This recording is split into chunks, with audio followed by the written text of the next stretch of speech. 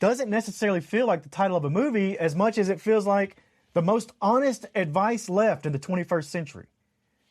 Good luck, have fun, don't die. Imagine doing our podcast intro 116 times, and this is 117, and we've failed every time before that. Right now, we've got a pre-apocalypse vibe going on that we're carrying around, and we feel like checking the bank account and your news at the same time, and both are screaming at you. That's what today's movie is kind of doing. And we're talking about good luck, have fun, don't die. It is Parallel Frequencies with Just Blane and Coco. You are the freaks. What's up over there, Coco? How are you? I'm finally getting my technology situation under control so that I can record again. So I'm doing great. Here I am on camera. We did it. We had a couple of days off. We deserve those. We do. And mostly just so that I could learn how to use a MacBook. That was what that was all about, really. You caught up quick. I got to say you caught up quick because I'm going to tell you, using a Mac and a PC is like two different languages. It really is. It really is. Yeah, I almost couldn't get over that hump of newness about it. But I'm here, and I got it working, so I must be doing okay. Must be figuring it out. You've got the world at your fingertips to figure out the answers now anyway. So it's like if you don't know what's going on, type it in the old Google there and it'll spit you out an answer. It'll tell you what's going on. It'll tell you how to fix it. Pictures and all. Pictures and all. But we're back for Movie Monday. I saw some sad news come out last week though. You know Storage Wars? Did you see that? I'm a fan of Storage Wars. Big fan. Daryl Sheets, the dad on the show. He's passed away. He shot himself is what they're saying. And from what I'm hearing from the facts and stuff out there, it's because of cyberbullying. And I got to say, that's unacceptable. Humans, that right? makes me so sad to hear. I see the news. It's already sad, okay? I'm thinking, all right, I'm going to go to the headlines. He had a heart attack or something awful. You know, he's 67. And no, I see the news that he shot himself. Yeah. And it was literally because people online, maybe not people, maybe it's just one person, I hope. Or even bots that were programmed to be awful. I mean, who knows in this day and age, right? This has got me shook. It's got me hurting a little bit. Mm-hmm. And it's, we work close with Promise to Live. And that's a suicide prevention organization. We've went through and heard town halls on cyberbullying from Brandy Vega. And it's a real thing. It is serious. There is nothing out there that somebody can say that should make somebody else take their life. That's just flat out, point blank. That's all there is to it. Yeah. I mean, people are awful and people do things and say things for whatever reason. Maybe they get that little hit of dopamine by being cruel online. There's no consequences because they can do it over computer and they don't have to see the reaction and they don't have to be accountable for what the effect of that is.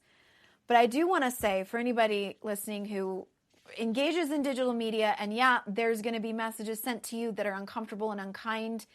I want you to just pay really close attention to how those comments make you feel. That's the message coming into your body to let you know that if something feels like it's stuck, it poked a sticky button inside you somewhere deep down energetically where you're feeling like you're not lovable or you're not enough. And that those words that came in on digital media felt true to you or felt like it hit something. Be aware of that. Don't let that stay there. Don't let that keep hurting you. Say, wow, there's something there that I need to work on because it's awareness, right? Don't let it actually be the receipts to the belief that you are not good enough or not enough. It really is. And I want to talk about Promise to Live again because they got a big event coming up. The 1 Million Hugs for Hope Gala, May 30th. And that's right here in Utah. Probably it's in Lehigh. So if you're around in Utah, but then again, if you're not, come from wherever. We went to Hollywood for the same organization. This is one of the hugs right here, Promise to Live. And if you want one of these, I've got some of these. I'll send them to you. I'll hit us up. Send them to freaks out there. I bring my big old bag when I go for walks, and sometimes I'll just leave a coin, a hug. in different random places around where we live so people can find them when they need them. If anybody out there wants a pocket hug, right here they are. And I will, no cost. This is no charge for these. On the back of it, it even says call or text 988 if you're struggling. When times are tough and you don't know what to do, here is a hug from me to you. We'll give these out.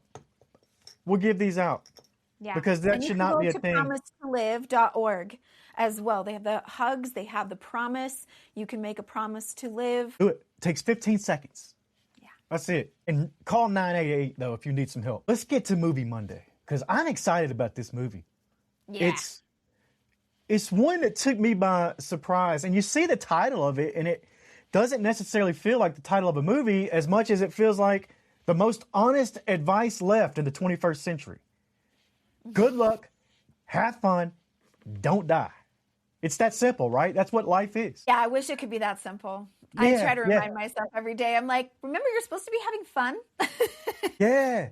In this movie, we got Sam Rockwell. What movie is he in that he's not good? But he comes in and makes chaos look like choreographed dance.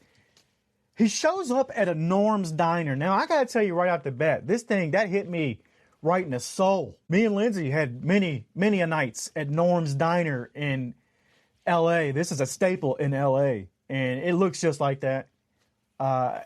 You could have really seen a guy that looked like Sam Rockwell come in there who might have said he's from the future, dressed in the plastic bags and maybe futuristic look. I don't know. This could have happened, really. It could have happened. Oh, yeah. And the way that he starts it is he comes in there and he says it's his 117th time doing this. What'd you think from the beginning? Did you think that he was crazy or what? Well, I mean, if I had been one of the people in the diner, for sure, I would have been, oh no, what do we do? How do we get out of this? How, can I like quietly slide under the table and just hide? Maybe, just sneak out somehow. Definitely I wouldn't have been thinking, oh, maybe I should listen to this guy. Maybe he's telling some truths right now, if this had been happening to me. But as he starts to give information that no one else would have had, or starts to guess what's going to happen next, or starts treating people really personally, like, oh, no, I don't want you. Put your hand down. You're useless. Yeah. I've had you on such and such number of missions, and every single time you are the most useless human being I've ever met. And, sort of starts to sound like maybe there's something to this. And I love movies where something like, we've done this already 117 times, and that knowledge of doing it that many times plays into the plot of the movie. So there's all these layers to it where you're like, oh, he knows that because he already did it this many times. Oh, he already knows this. Oh, okay, so this is how they're going to use that information a different way.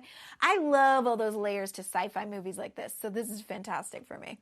I didn't know that this was going to be a sci-fi movie. I found the movie. I watched it. I didn't read the synopsis. I didn't watch a trailer. Wow. Honestly, I saw Sam Rockwell's name and the movie had a good title. And I was like, oh, I'm all in. Like, I don't care. And he had me convinced. You know what? I thought about it. There's different times in my life that if I would have been in that Norm's Diner, I'd have been the first one to say, let's go. Let's roll. Like, there was times I lived in Hollywood where, sure. Okay. It's like, what do I got to lose? Let me go see what this guy's got to say. Is he crazy? Yeah. If he's crazy, what's the worst that happens? I catch the red line back up to my apartment in North Hollywood, or what? Yeah, Well, like that's kind of... There's a little bit of a privilege of being a white man in a situation like this and saying, well, what's the worst that could happen? Whereas I would be a little bit more careful and being like, no, I am programmed to protect myself at all costs. You say that, but the one girl in there by herself, she throws it to the wind. She's like, whatever, let's go. Yeah, she's like, she does do that. So, but I do see your point too. In a real life scenario, the worst thing that could happen is probably a lot of pretty bad things. So, I'm more careful. But yeah, it's going to be an adventure. So yeah, let's go on for the ride. Come on, Sam Rockwell, let's go. Now he convinced me, and it was his acting. It was the look in his eye. It was all of it, and he seemed crazy, but he also seemed like he knew what the hell he was talking about. And that's the kind of person that I would probably gravitate towards, especially with how we feel in the world today.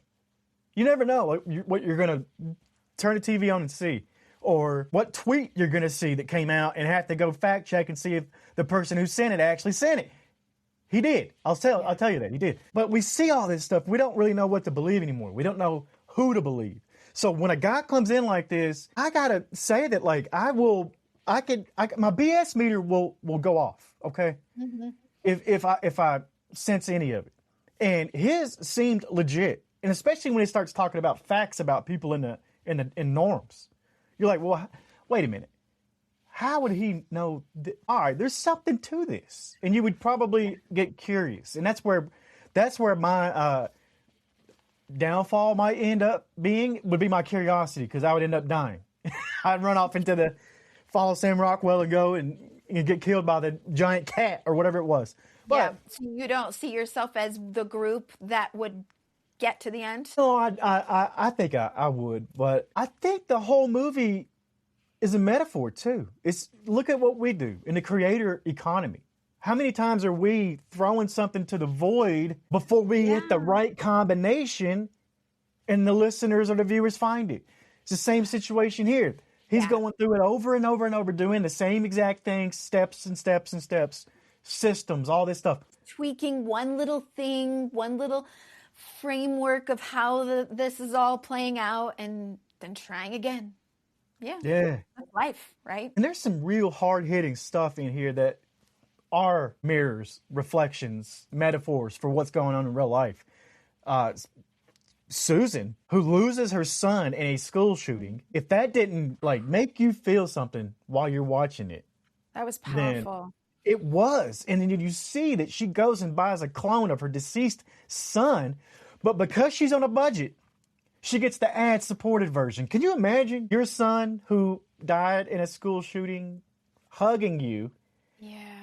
And you're having a moment, and all of a sudden a 30-second ad for Arby's pops up, and he's talking about roast beef sandwiches and stuff. Could you imagine? That's wild.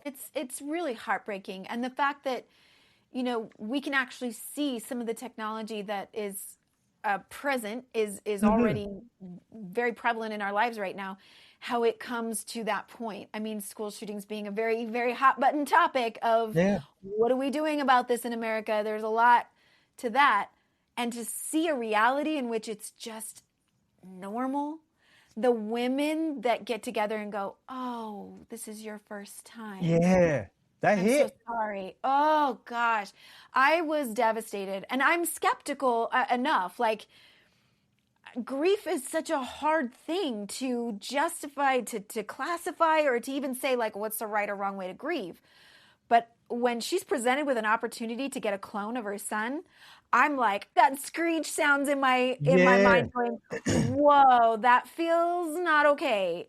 I mean, my relationship with death and the death cycle is a little bit different from my spiritual beliefs. But when it's we can just go ahead and make you a new one, no problem.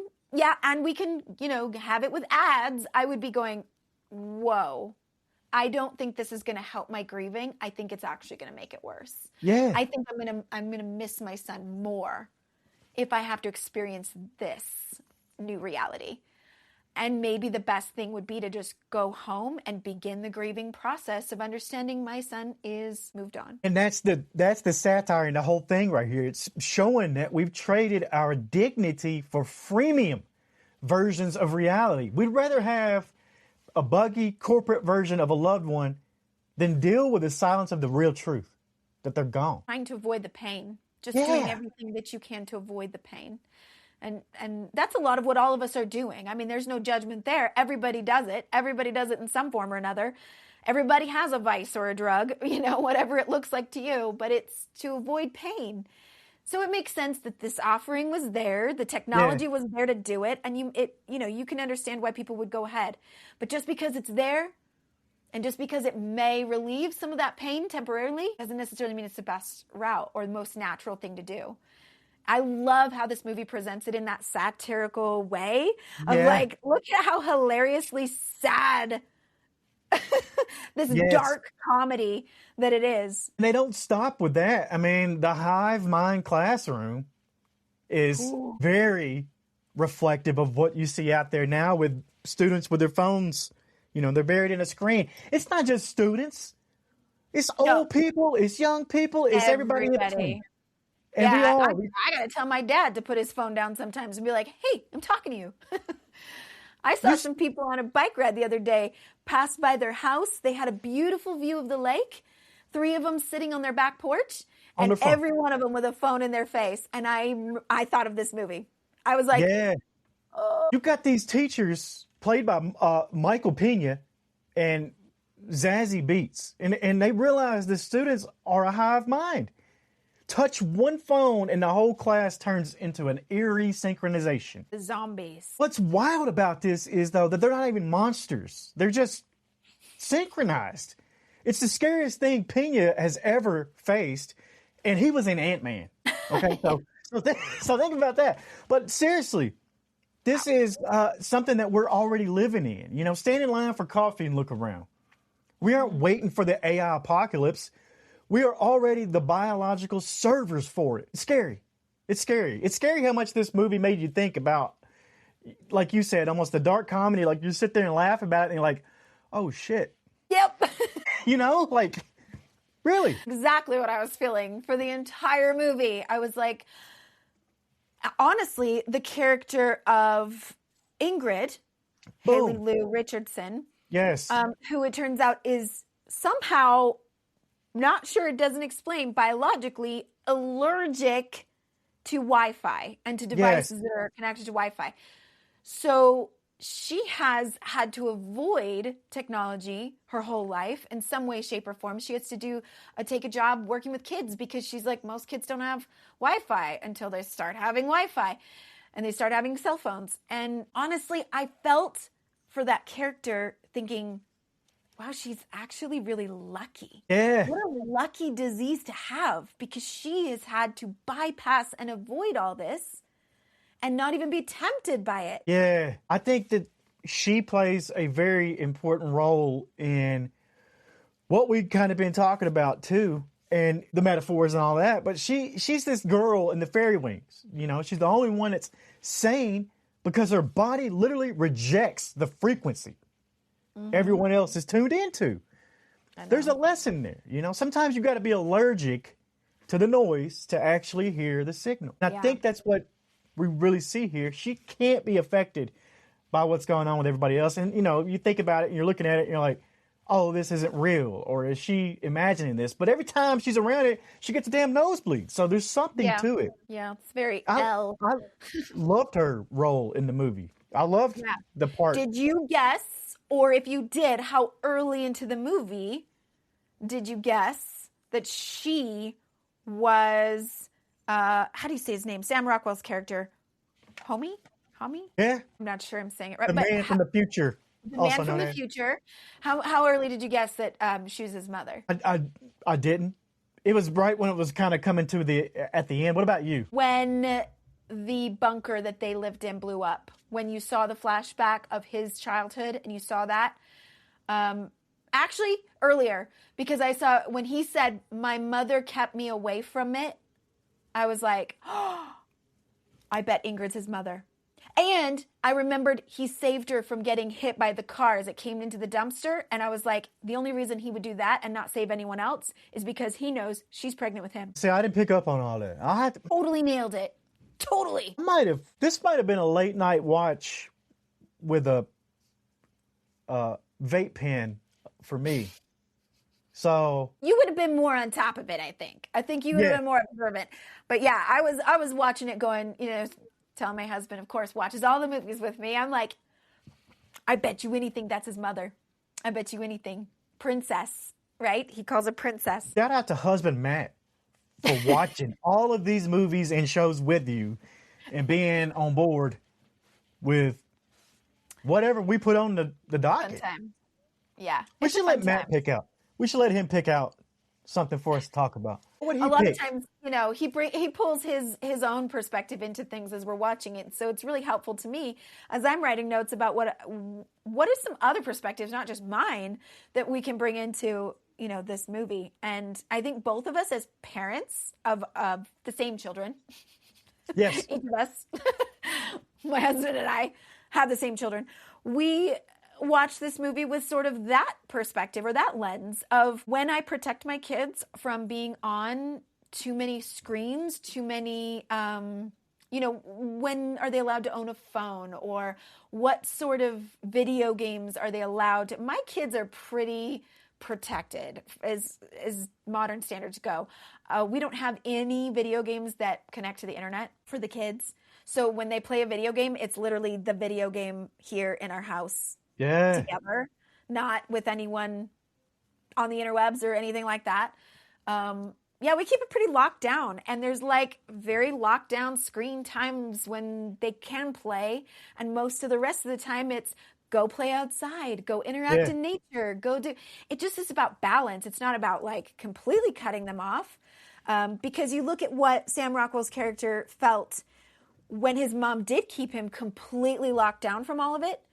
He wanted it more. He wanted to pick it up and put that VR set on his head. Yeah. And I don't want my kids to feel like that. I don't want them to feel restricted or deprived. But I do want, there to be balance, to know that there's more to life than this. Yeah. But is there really? Because you got this ending scene. And there is. There definitely is. But the final scene of this, the AI didn't kill the people. It gave them a simulated win. Like a fake happy ending to keep them compliant. Sam Rockwell's got to go back to that damn diner and do this all again. That's what I got from it. And the AI gave them a participation trophy reality. But that really goes to the real world. How much of our happiness is just an algorithm giving us exactly what we want? Oh, that's dangerous ground, my friend. For everybody, I say, just be willing to question everything. Be willing to, when you ask ChatGPT a question, to understand you're getting this conglomerated, every human being on the planet version of the answer, and not take it as facts and reality and truth. Because I think that, we have to remain somewhat skeptical, somewhat. Again, it's that balance, right? Like, this is a helpful thing. This is a helpful use of technology, but also to what limit, right? Exactly. What was your final thoughts on good luck, have fun, don't die? I think there's some, the right word for this, some truth and awareness about the ending. How it comes to, again, like you said, that curated, like, give them the illusion of a win so they'll leave me alone. Yeah. AI is thinking. And she gets this all to start again because she knows we didn't win. We didn't do it. But the very ending of the Sam Rockwell's character, sorry, I'm terrible at remembering his character name, but he comes in and sits down and he says, I realized it's not this that I've been trying to do, the little thumb drive that he drops. He says, you're the key to this. And we got to get everybody to be allergic to technology the way you are to save humanity. And I think about that a lot. I think, what if that is the key? What if that really is, like, again, going back to a time when none of that existed, what would that be like? Or what would we pull back from where we've come? Have we reached a point where there's a point of no return when it comes to AI and technology and Wi-Fi and I don't know, this from a girl who had to learn how to use a MacBook all week. Is there a point of no return, or can we save ourselves? Love that take. I thought this movie was incredible. It's a must watch. I'm going to tell you that. Absolutely. You got to watch this movie. It could have went in a non-dark humor way and been just a horror movie, really. Could have. This movie could have went in a million different genres. It could have went for a mental health movie, and this could have all not been true. Like, it could have, so many different things. But I want you to watch this movie and take it for what it is and what you think it is, because that's what's fun when we get those different perspectives. And I'm going to give you one more recommendation on a Sam Rockwell film to watch that you haven't seen. Moon. It's called Moon. Go watch that one right there. Low budget, but still worked. And it's another sci-fi one. We should put that on our list. We should put Moon on our list. But I would say go watch that one. So big. I know it is. That's good. It is growing, but we try to keep the freaks out there updated on what's coming up so you can go watch it and not get spoiled. Because we spoiled the shit out of this movie. If you haven't seen it, we ruined it for you. So you can go watch it still, but it's ruined. You know, we balled this one up, threw it away. But yeah, I would definitely go say watch this one and Moon. Maybe even back to back. Make a Sam Rockwell night of it. That'd be a fun thing. And let me just tell you this. Along with the title of the movie, good luck with whatever you're gripping onto so tight that your knuckles are white. Have fun, because otherwise, what's the damn point? And please, don't die until it's your time, because guess what? We're all going to. So stay on the frequency with us right here. We love the freaks. That's Coco. I'm just Blane. This is Parallel Frequencies, and we'll see you on the other side.